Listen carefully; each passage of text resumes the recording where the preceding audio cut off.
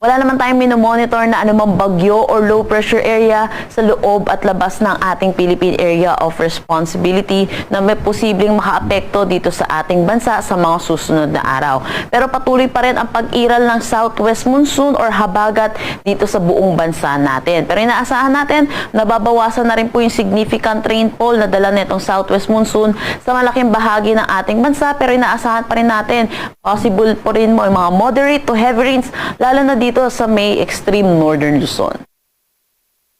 Para sa magiging panahon natin ngayong araw, inaasahan natin makakaranas ng paminsan-minsan bugso ng pag-ulan dito sa may Ilocos Norte, Apayao at Cagayan. Lalong-lalo na po dito sa may Babuyan Islands. Para naman sa nalalabing bahagi ng Ilocos Region, Cordillera Administrative Region, Cagayan Valley, pati na rin sa buong Central Luzon, makakaranas pa rin naman sila ng makulimlim na panahon na may mataas din na tsansa ng mga pag-ulan, lalo na po sa hapon at sa gabi.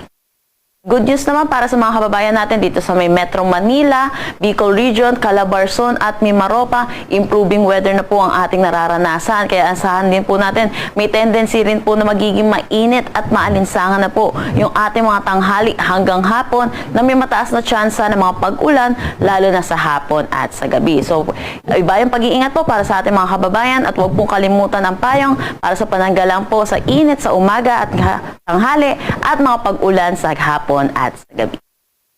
Agwat ng temperatura for Metro Manila, 24 to 30 degrees Celsius, Lawag, 26 to 29 degrees Celsius. For Tuguegarao, asahan natin na 26 to 31 degrees Celsius, Baguio, 17 to 19 degrees Celsius. For Tagaytay, 24 to 29 degrees Celsius, at Legazpi, 27 to 33 degrees Celsius.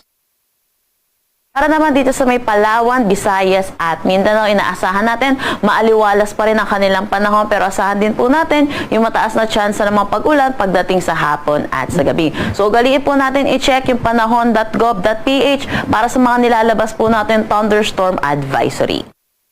Agwat ng temperatura for Calayan Islands at Puerto Princesa, 24 to 33 degrees Celsius, Iloilo, 26 to 33 degrees Celsius. For Tacloban, nasahan natin ng 27 to 35 degrees Celsius, Cebu, 27 to 33 degrees Celsius. Cagayan de Oro, 24 to 34 degrees Celsius, Zamboanga, 25 to 34 degrees Celsius, at Davao, 26 to 33 degrees Celsius.